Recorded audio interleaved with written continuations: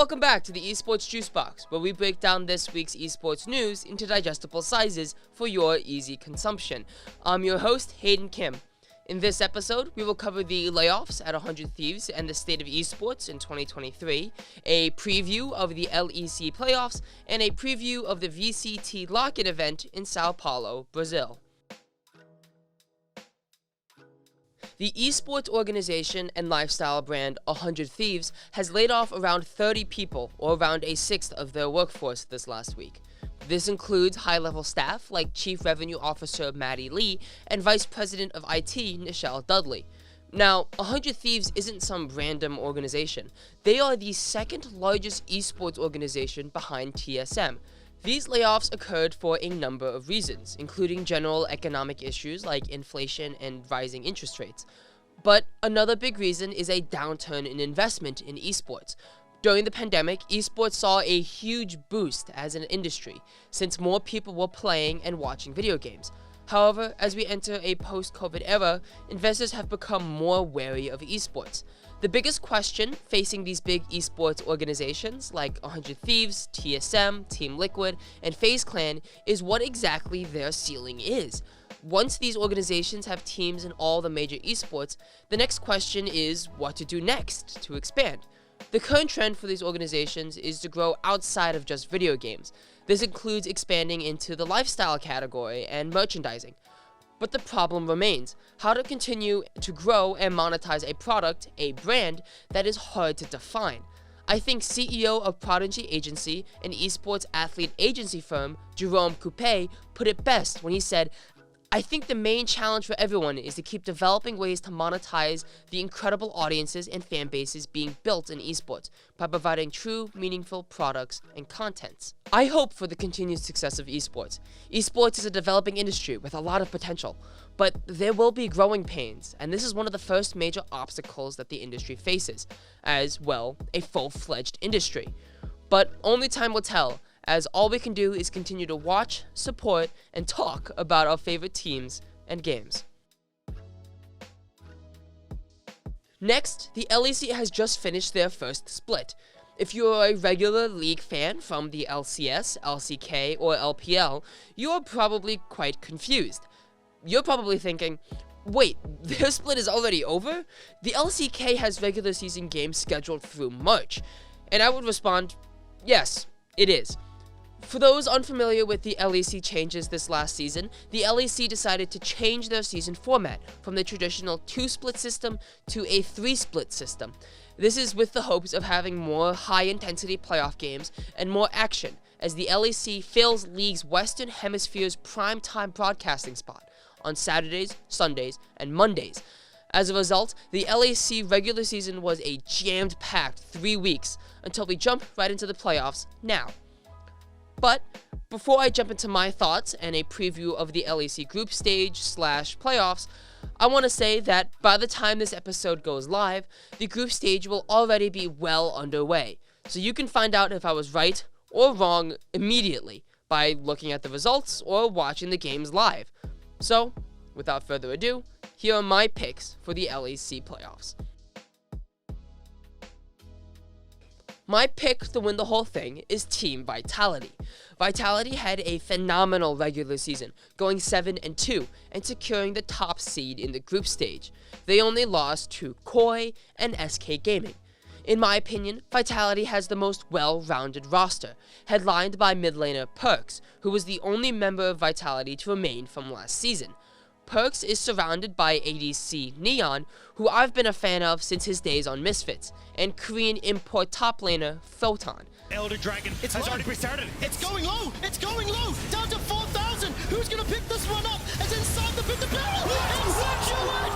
Vitality and Perks steal the Elder Dragon! And the death lasers from above may be what they need! Targamas is looking for Neon and will find that kill, but Photon and Perks, with the help of Kaiser, are trying to do more. That's the GA being popped, as all of a sudden now, Kaiser's looking to come right back. Targamas cannot impact the fight, and Perks and Photon will look like they can close this one out. How the hell did they steal the Elder?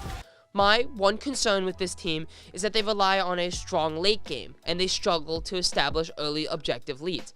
For example, their loss to Koi, a team that should be worse than Vitality, was in large part due to Koi establishing strong objective control by getting early dragons and snowballing that into the late game. Now they have no chance. Final chapter going in. Have to try and cease and desist. Neon has the flash still. Can he survive? Lightning crashes, tries to dive away from Mao and Bo. Already fallen in the pit though. Glacial Prison not going to be enough to save the rest of his team. He slides and he glides, and only the little kitty cat is left to watch as Koi solidify the win, clean out the fights. Another favorite is Mad Lions, who also went 7-2 and secured the second seed, only losing to Team Heretics and SK Gaming. They are headlined by bot laner Karzy and jungler Eloya.